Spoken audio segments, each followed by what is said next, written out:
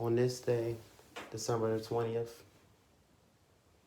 1991, 30 years ago, Oliver North was discussing the Iran-Contra scandal. I want y'all to, if you haven't subscribed, I want you to hit that subscribe button. And I want you, while you at it, click the notification bell. More content coming soon. I'm going to catalog more events of our past history that is timeless, and I'm going to share it with you guys. Y'all be blessed, and I hope you guys enjoy. Leave a comment below. I sure would like the feedback.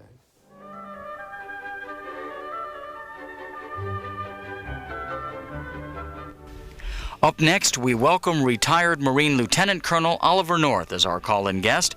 Colonel North will discuss his years as Deputy Director of Military and Political Affairs for the National Security Council during the Reagan administration. He will also take your calls about the Iran-Contra matter, the release of U.S. hostages from the Middle East, and his new book entitled Under Fire. In 1987, Colonel North testified before the Special Congressional Iran-Contra Investigation Committee concerning allegations that he carried out orders to negotiate a deal to provide arms to the Iranian government in return for the release of then-captive American hostages from the Middle East. He was later charged by a special counsel with obstructing justice, but was later cleared of those charges. His book chronicles these events.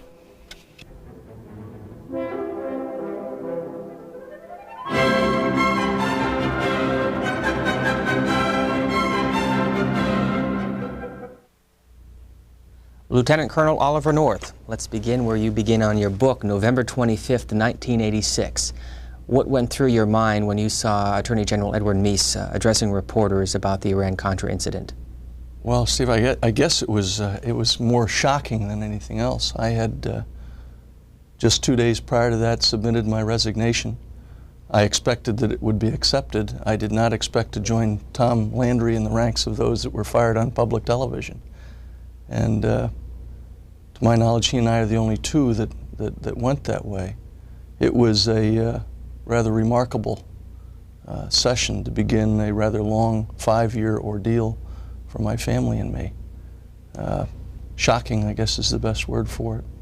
You write in your book also quite extensively about CIA Director William Casey. What unanswered questions remain with his death? Well, I think a lot of questions, and it's not just with Bill Casey's death. It's going to be with the 14 people who've already died since this whole long travail began. And part of the problem is that just yesterday we celebrated the 5-year anniversary of the special prosecutor. And the problem with trying to pursue an investigation like this using a special prosecutor is that people like Admiral John Poindexter or myself that feel that we truly were innocent, that we had not broken any laws, are going to defend themselves despite the phenomenal cost of doing so. That drives people to protect themselves as best they can within our system, and it creates, of course, vacuums or gaps in the knowledge of who knew what and when they knew it. My sense is that no one person knows all the answers. I was at the center of this whole thing, and I didn't know all the answers.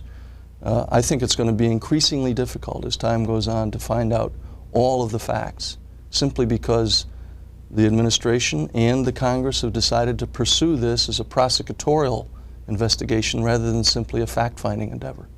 As you might imagine, a lot of people want to get through with their calls, so we will go right to our phone lines. Keep in mind, you'll see the number on the bottom of your screen, and if you phoned C-SPAN within the last 30 days, make room for others to get through with their questions.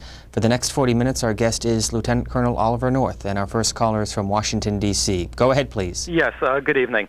My question to you is, Lieutenant Colonel, if in the future somebody is put in the position that you were in, you talk about all the facts aren't known, you weren't able to know them, what would you recommend for them to do if they are put in that position in the future? Well, in no one person, as I said a moment ago, no one person is going to know all the facts simply because no one person in an endeavor this big, and it wasn't an Iran-Contra affair, that's what the press decided to call it. This was the Contra Support Initiative, and later on the Iranian hostage and reopening of a relationship with Iran initiative that became linked. The hyphen, if you will, was in my office, and the endeavor was supported by people who were earlier engaged in the Nicaraguan support activity. It's not necessary, for example, for a military officer to know absolutely everything about what everyone else is doing. But in the case of an administration pursuing a policy like this, if the Congress then decides that they're going to have a full airing of it, we've got to make a decision early on whether or not we're going to decide to prosecute people. That, to me, is the big mistake that was made in this whole effort.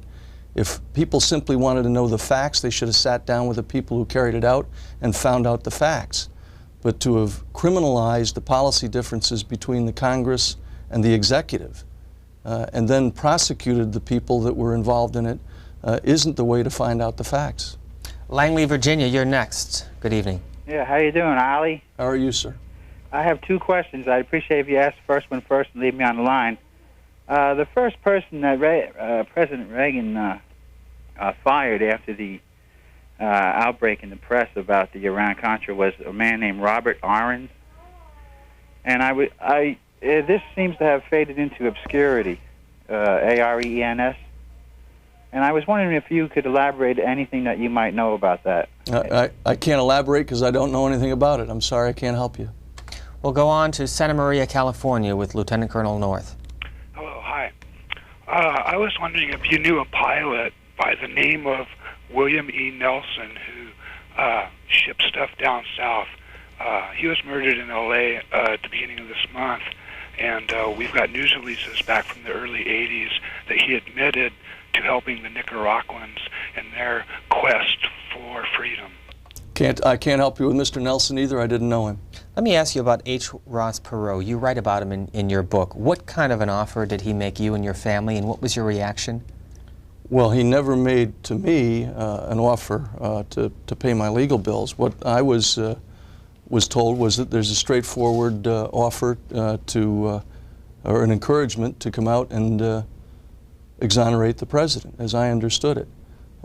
You have to remember at that point in time, between the 25th of November and the hearings the following July, I was being described by the administration and by people, most of whom were listed as anonymous sources, as a renegade, a loose cannon on the gun deck of state, a wild man, a cowboy.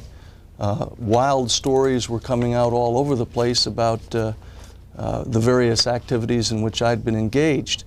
And when Mr. Perot came to my attorneys, there were two meetings that were held. His was in concert with that of a military aide to the vice president and that of a very close, very wealthy friend of the president, all of whom suggested that the president be exonerated. One other question from the book. This photograph, where was it taken? Which one is that now? The one down here. That was taken on a hilltop in Vietnam. That's the command group, the squad leaders from my 2nd Platoon, Company K, 3rd Battalion, 3rd Marines in Vietnam sometime early in 1969. Do you miss the Marine Corps? Oh, sure, Steve. I miss being with Marines. I don't miss the institution, but I do miss being with Marines. I was blessed to spend most of my life with brave men. I got up every morning and went to work with them.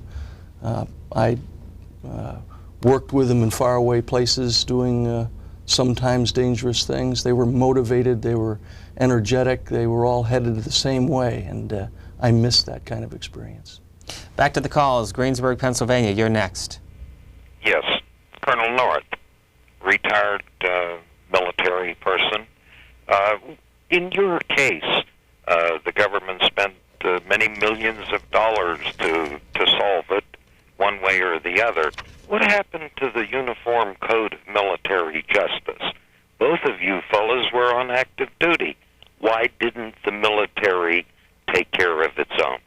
Well, because the special prosecutor legislation under which we were prosecuted doesn't provide for that. In a rather unique anomaly to the Bill of Rights and the constitutional process that's been established in this country for over 200 years, Admiral Poindexter and I were pursued by a special prosecutor who took us through the civil courts of Washington, D.C. in a criminal process. And we were not allowed the protections that a normal military person would have enjoyed. Arlington, Virginia, good evening. Arlington, Virginia, go ahead, please. Good evening, Colonel North. How are you? I would like to ask you about the fact that, as I understand it, your convictions were overturned, not so much on the merits of the evidence, but on what I've seen called basically a technicalities, problems with the testimony that was given before Congress. And I have seen comments that this is the kind of thing that for years the liberals have been accused of coddling the criminals in establishing these protections for the rights of the accused. And it seems that you, in fact, have benefited from this tradition of expanding the rights of the accused, what some conservatives in the past have called coddling the criminals. Well, let me just deal with it. First of all, the Bill of Rights that we just celebrated the 200th anniversary of last Sunday is equally applicable to every citizen of this country, whether they're liberals or Democrats or conservatives or Republicans, black or white. That's there for all Americans. Second, the procedures that were used in my particular case were unique in the annals of American jurisprudence. I was ordered to testify to the congressional committees in 1987 under the pain of going to jail if I didn't. Had I not testified, had I refused to, I'd have gone to jail. I therefore agreed to testify, and I was given what they call a grant of immunity, that nothing I said in that testimony could ever be used against me. During that rather remarkable set of hearings, the Congress insisted that it be televised publicly on this network and many others. It went live to the nation for 6 full days. The first witness called against me in my trial was the man who insisted on me being before his committee, something that's never happened before in American history. And it was that protection against not being forced to testify against yourself, one of the protections of our Bill of Rights, that applied in the case of 2 counts that were remaining. You also have to remember that there were, in the original indictment against me, 16 counts addressed directly at me. 4 of them were dismissed by the judge before trial. The jury threw out 9 more. The courts then threw out 1 on the basis of a bad instruction. That left 2 counts that eventually the prosecutor abandoned the case, dropped the charges. And in our system, the very best you can ever hope for is to either have a not guilty from a jury or to have the case dismissed by a judge or the prosecutor. And that's exactly what happened to me. Those people who don't like that outcome apparently don't like our system. The book is called Under Fire, An American Story, published by HarperCollins. How much is it? Well, the list price is $25, but if you go to Crown Books or to one of the other chain stores, it's as low as $15 because it's been a #1 bestseller in America. What kind of reaction have you been getting from people who have been asking your autograph at different signings? It's been overwhelming. The experience has been, to me, as I've traveled the length and breadth of America, a wonderful experience to talk to the American people. I think what they see in the book is not just your typical Washington attack book. It's not the Doberman-Pinscher book that most people expect from Washington. It's part love story, part war story, part adventure, part political intrigue. And I think it's the story behind the headlines that has attracted so much interest from the American people that are buying 600,000 copies of it. How did you get to work at the White House? I must have done something terrible to have deserved it, Steve. I was a student up at Newport, the Naval War College, in the Command and Staff course, and was ordered to Washington to interview for a new job in the new administration in the spring of 1981. I told then National Security Advisor Richard Allen that I didn't want the job, and he said, good, that's just the kind of person we want here. And I was then ordered to Washington at the completion of the school year. Los Angeles, thanks for staying on the line. Go ahead. Oh, you're welcome. Good evening. Colonel North, I violently disapprove of what you did and ask you how you might have felt if there was a Democrat in office sneaking guns and money off to the ANC or some such group. I have 2 questions. Well, let me stop you there to get reaction at that point, and then we'll get to your question. Answer the first question. first of all, the President of the United States has broad latitude to prosecute the foreign policy of this nation. And there was nothing in any of the legislation that the Congress had passed that prohibited the President from going to the King of Saudi Arabia, to going to the Sultan of Brunei, to going to the government of Taiwan, or to diverting money from the Ayatollah to support the Nicaraguan resistance. And those are the things that he wanted done, and that's what we did. I might have objected politically to a president doing the same thing to the ANC. I would have thought it was wrong, but it certainly wouldn't have been illegal. Caller, you have a quick follow-up? Yes. Well, I'd just like to ask my two questions. The main ones I called in, I disagree with that, but I'll let that go by. Two questions. One, not so serious. Why were you wearing your winter uniform at the hearings in the middle of July? And number two, how involved were the Israelis in what you were doing? In the time when you weren't speaking, there were many articles coming out of the Israeli press, not making fun of you exactly, but saying that you were very malleable. Did you see those articles, and could you respond to them? Well, let me deal with the second question first. I don't consider myself to be particularly malleable. Certainly the press said a lot of things that just weren't true, and I did not see those articles at the time. Second of all, it was not my winter uniform. That was the summer service uniform of the United States Marine Corps. And before I went to testify, I went to the Commandant of the Marine Corps, then General Kelly, and said, what do I do? And General Kelly said, I want you to wear the uniform because when I go up to testify and my Marines go up to testify, they wear that uniform. And you're going up to testify and you work for me, wear the uniform, and I did. Did you wear it at the White House? On very few occasions. The uniform of the day at the White House was what I've got on now. Gayhead, Massachusetts, you're next. Yes, Mr. North. I'm giving voice to a very cynical generation which was born at the height of the Vietnam War in which you participated.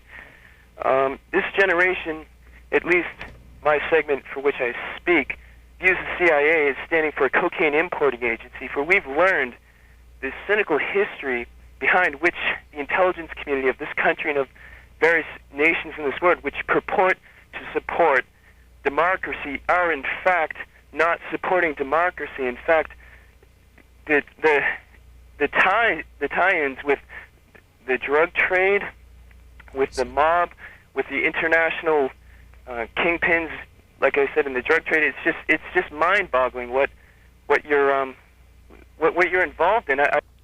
Well, let me just deal with it directly. First of all, I never met a single U.S. government officer or agent of any kind that was in any way involved in any form or fashion with drugs. We made every effort we could to stop the flow of drugs coming into this country. That kind of a story is the kind of thing that came about as a consequence of the way the administration threw John Poindexter and Ollie North over the side of the ship. We were unable to defend ourselves against it. The administration could easily have stood up and said, these kinds of stories are just hogwash. They didn't do it, and they persist to this very day, and that kind of revisionist history doesn't deserve the kind of attention that it's getting from Oliver Stone or anybody else. Holyoke, Massachusetts, good evening. Good evening, sir. Colonel North, are you planning on making any appearances up in the New England area? I've already been to Boston, and we did a number of book signings up there when the book first came out. I believe that we're finished with that end of the campaign to promote the book, but if you've got some interest in that, we can perhaps reconsider. Go out to the West Coast in Los Angeles. Good evening. Hello. Go ahead, sir. Hello. Hello. Yeah, Mr. North. Yes, sir. I watched the hearings while they're taking place, and I read the transcript from that hearing. And at what time during the conversation, Mr. Lehman asked you about the shredding incident, and he asked you.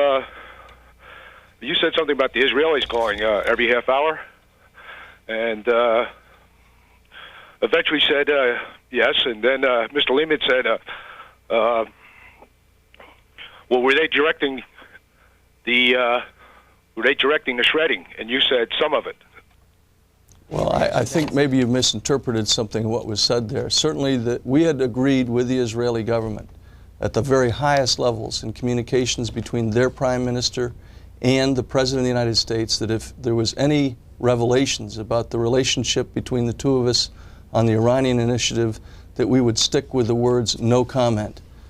Clearly, the administration decided not to abide by that and proceeded to have the press conference that we talked about at the start of this discussion on the 25th of November. But the Israelis were not directing the shredding of any documents in my office. The government of the United States gave me a shredder to protect valid national security secrets and the national security interests of the United States. Another 24 minutes with your calls. Mission, Kansas is next. Hello, Mission, go ahead.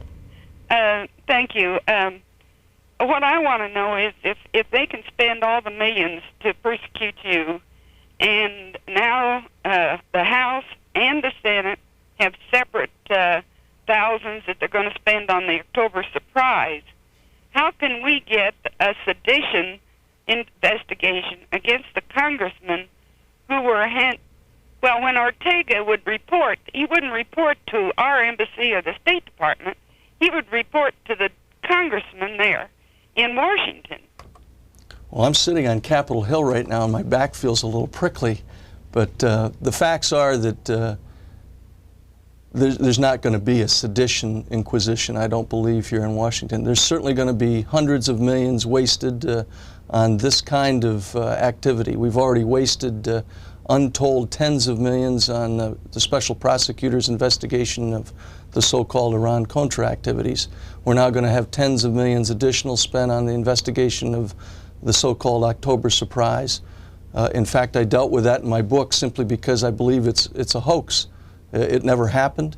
I don't believe it's a useful endeavor at this point, but this is, after all, a very political year, and I would guess the opposition wants to take every possible advantage of their position of incumbency. I think that the way the American people are eventually going to respond to this, as a consequence of the kinds of hearings that I endured, the kinds of hearings that Anita Hill and Judge Thomas endured, and the kinds of things we're about to see in the so-called October surprise inquisition, is the American people are going to throw the rascals out. I want to read a quote from the appendix in your book. You say, one of the things, this is a letter, one of the many things I have to be thankful for is the way in which you have performed under fire in tough situations. Your dedication and tireless work with the hostage thing and with Central America really give me great cause for pride to you, and thanks. The letter is signed George Bush. What's the question? Any reaction? Why did you put that in the book?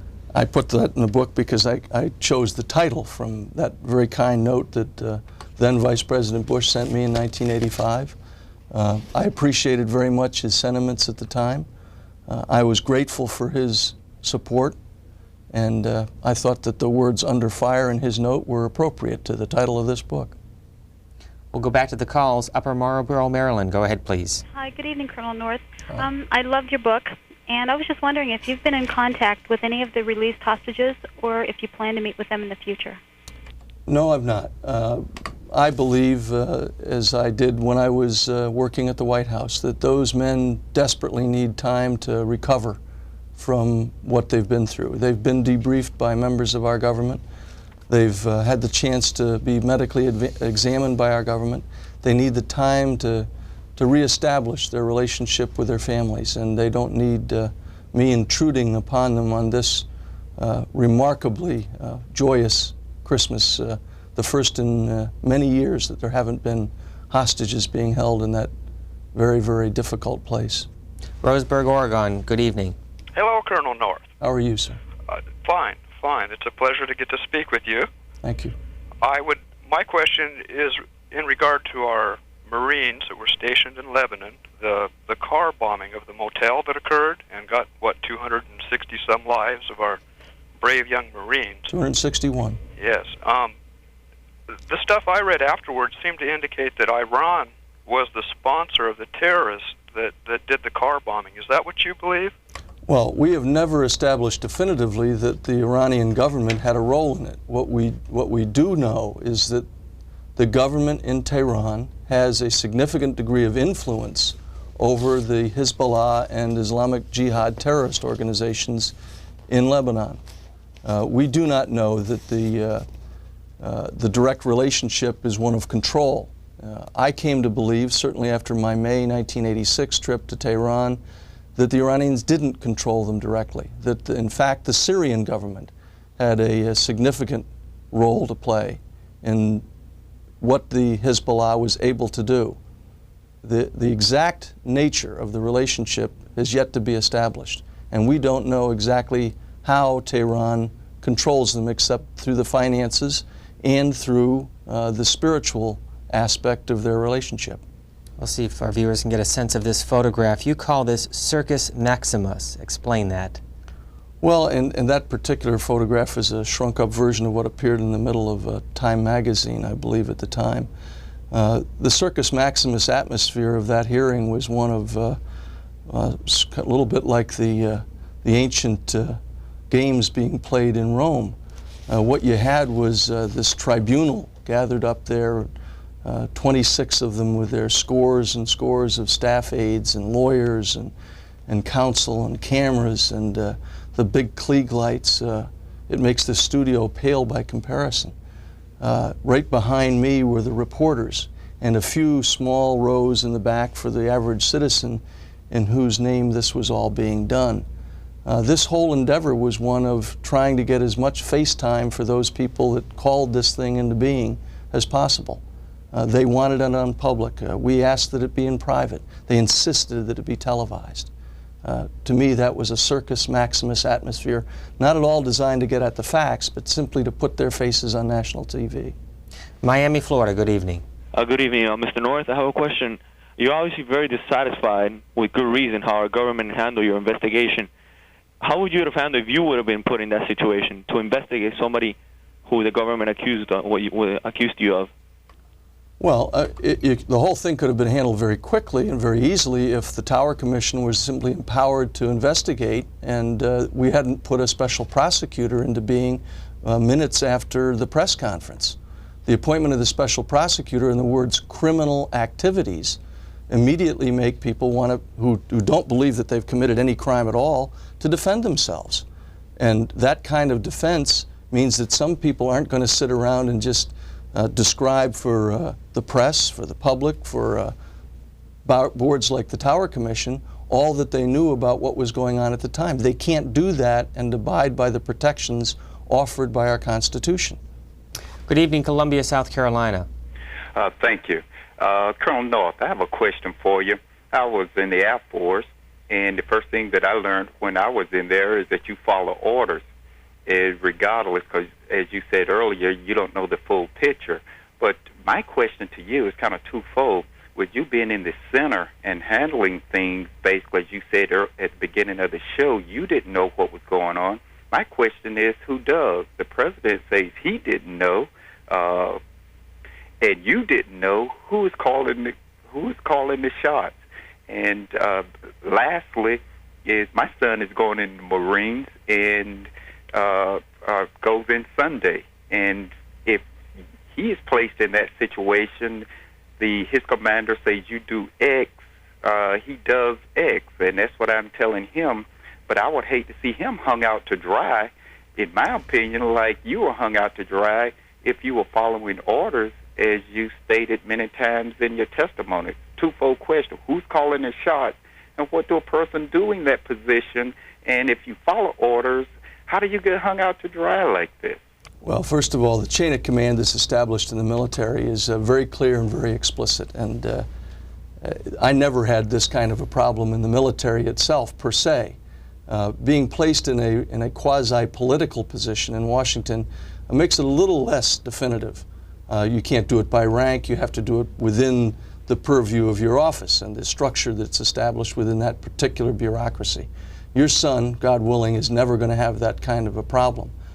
My sense is that what happened in Washington is that people conveniently developed amnesia after the 25th of November, that there were a lot of people engaged in this thing who suddenly couldn't remember what Ollie North and Admiral Poindexter were doing, people who've denied it. Some of them have now had to plead guilty to having lied about what they didn't know at the time. The facts are that a military officer needs to be able to make a judgment call as to whether the order he has been given is indeed a lawful order. He's required to do that. In my 22 years of service as an officer in the United States Marine Corps, I never once had a single order given to me that was illegal or unauthorized, and I never gave that kind of an order. So for me, I never had a problem with it. What we ended up with in Washington at the time, in the 1986 time frame, was the criminalization of policy differences between the legislative branch and the executive branch, and the unwillingness of people a level down below the president to fight back, to demand that the Congress step aside from intruding on the executive's prerogatives in the prosecution of our foreign policy. The ultimate outcome of that has been 5 years of trials and inquisitions, tens of millions of the taxpayers' dollars spent on this, all to naught. Admiral Poindexter, thank God, recently was exonerated of the charges against him. And I believe that's the way it's going to go with the rest of these people.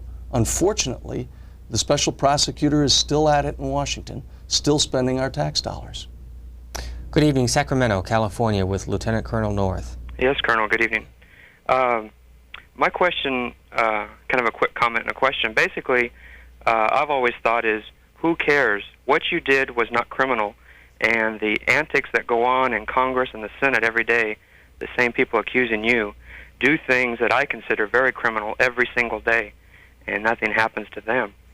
I see a lot of leadership in you. I've just got out of the Air Force a year ago, and my question to you is that what are your chances, thoughts of the House and the Senate, and for in the future? I'm sure in '96, Pat Buchanan and you would make a good pair. Well, I have no political aspirations of my own other than to run for an uncontested seat in Bluemont, Virginia. I am running hard for husband and father. There's 5 votes that count, and unless I get home tonight, I could still lose the election. I do believe, and strongly, that what the American people need to do is get re-engaged in the process. If one looks at what happened in 1988, we had roughly half of the American electorate bother to go to the polls to elect a president of the United States. In 1990, we elected 34 governors, a third of the Senate, the entire House of Representatives, and only a third of American voters cast a ballot. And of course, we know what happened last month, where it was somewhere between 20 and 25%. My hope is that in 1992, the American people, we the people who are supposed to be governing in this country, will do so, and do so through the ballot box. If Václav Havel had run with the kinds of returns that we get in America, instead of the 85% that went to elect him as the first non-communist head of state in Eastern Europe, he wouldn't be the head of state there if only 50% of the people bothered to cast a ballot. The same thing holds for Violeta Chamorro in Nicaragua, or Lech Walesa, or the new United Germany, or the former Soviet Union. Everywhere else in the world, the voters are exercising their due process, their constitutional rights to elect their representatives. That's what the young man was hoping for, who stood in front of that column of tanks in Tiananmen Square. And someday, the people of China are going to have that. Someday, the people of Cuba are going to have that. It would be a shame for us to abandon it here in America at a point in time when the rest of the world is grasping for what we have as our birthright. We go on to Rockville, Maryland. Good evening to you. Yes, I have a couple questions if I have time. I was wondering, Colonel North, weren't you given congressional immunity for the crimes you were charged with? In other words, you were found guilty in court of various crimes, but you were given immunity for those, use immunity in order to testify about them in front of Congress. Isn't that correct? No, let me just clarify what the actual process is. What I was given was immunity from anything that I testified to and the words that I said. In other words, if I laid out for the committee the things that I did, and that's of course what I did. When I was asked the questions, I told the committee exactly what I'd done and how I'd done it. At that point, I should not have been prosecuted later on using that evidence. The courts found that evidence was used against me. And that, of course, is what the protections of our Bill of Rights is all about. And that's why those 2 charges were eventually thrown out. Caller, you have a quick follow-up? I thought that those charges were true, though. I mean, didn't they find that they were true regardless of whether or not they gave you immunity for them? Well, let me take one of those charges, for example. In the committee hearings, I told the chairman of the House Committee, who was also at the time the chairman of the House Permanent Select Committee on Intelligence, Chairman Hamilton. I told the committee then that on the 6th of August, 1986, when they had come down for an informal, off-the-record meeting in the White House Situation Room, I admitted to the committee in 1987 that I hadn't told the truth in that informal meeting. I became the first American ever charged with lying to a committee in an informal, off-the-record session.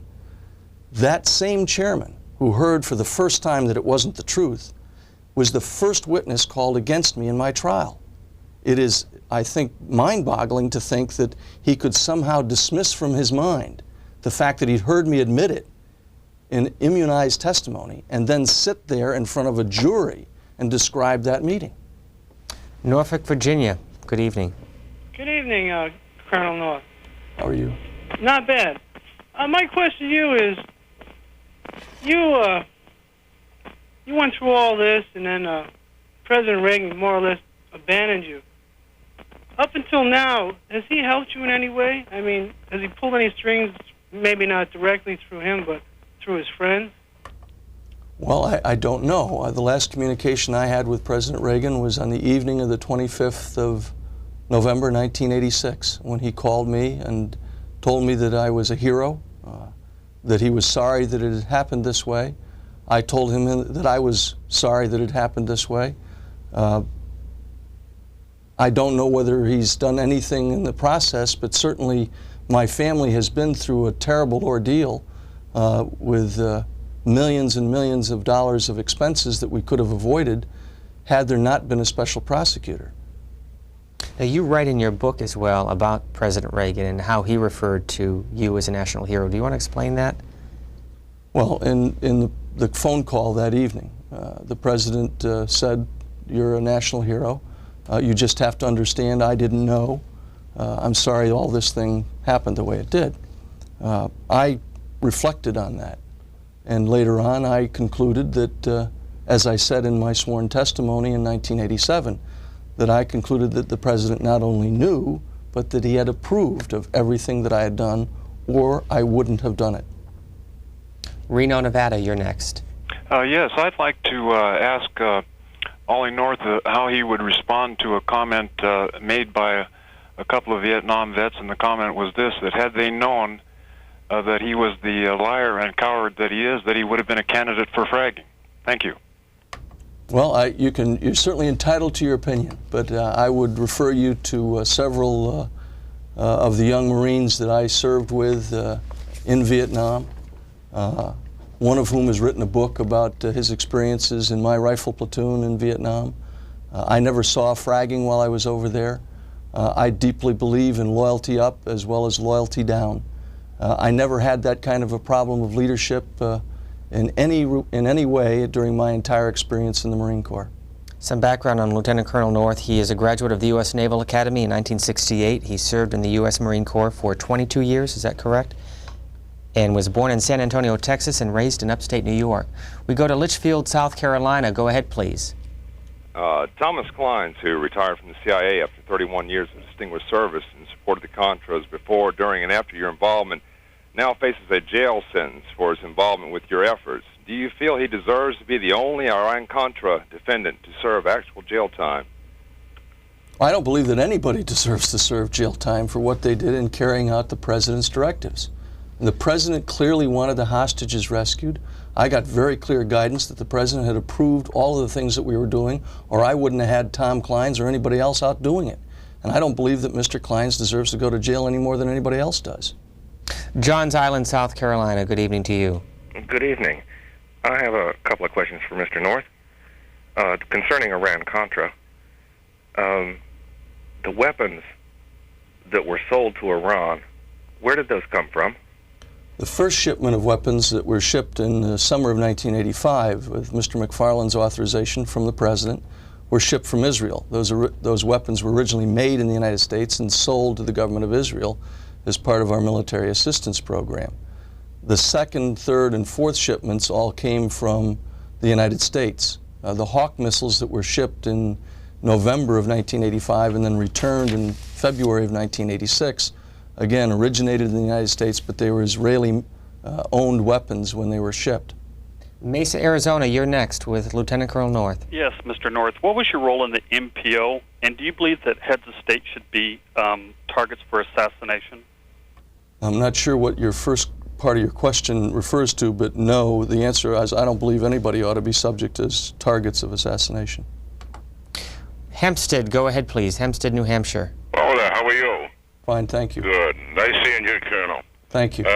Just a couple of comments.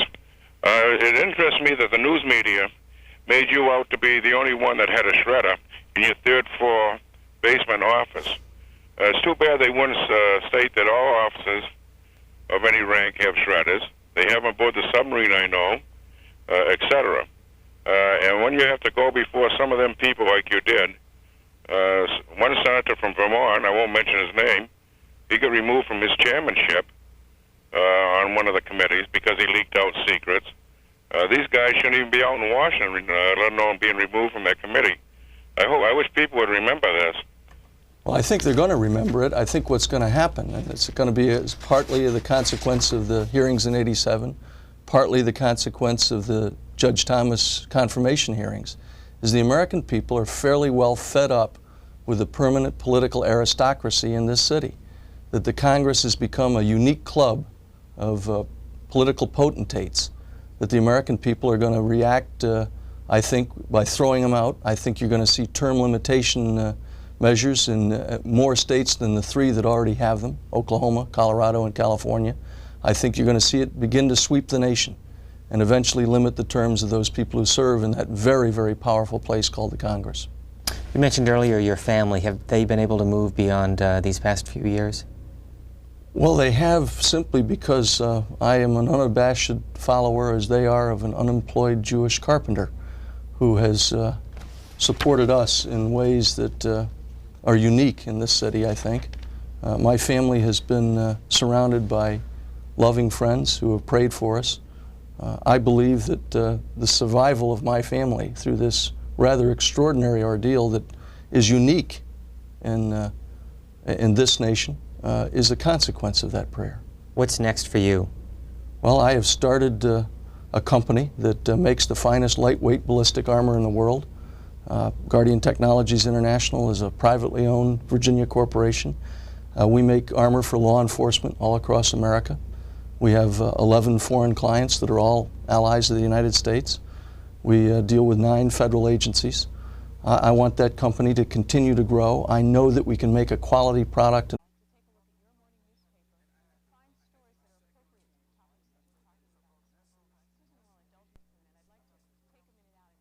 Indeed care about where our government is taking us. And if we can encourage people to get involved in the process, then I think we will have succeeded. Final question, as the holiday season begins this weekend, what will you reflect on this Christmas? This is a blessed Christmas for my family and me. There are no hostages, no Americans still held hostage. God willing, Bill Higgins' body will be returned to Rob and his widow here in Virginia. We don't have Admiral Poindexter or myself facing further procedures at this point. We've been exonerated. For my family and me, this is the most joyous in half a decade. Lieutenant Colonel Oliver North, the author of a new book, Under Fire, An American Story. The publisher is HarperCollins. We thank you for your time tonight. I thank you for being here. And coming up next in just a few minutes, the news conference held earlier today in Albany by New York Governor Mario Cuomo, and a program reminder Sunday at 6:30 Eastern Time, again at 9:30 and 12:30 overnight, a half-hour interview with President George Bush, which took place earlier today at the White House. Have a good weekend.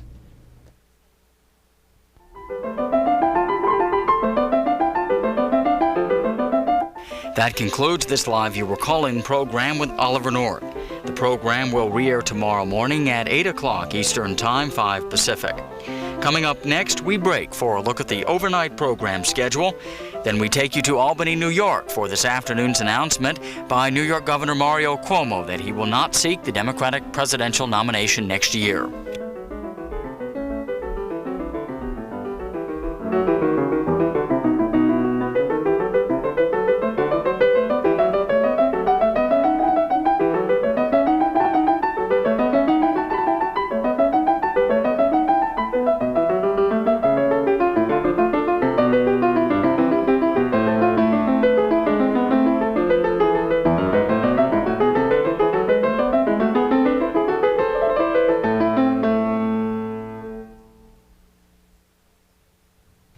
C-SPAN, the cable satellite public affairs network, and its companion.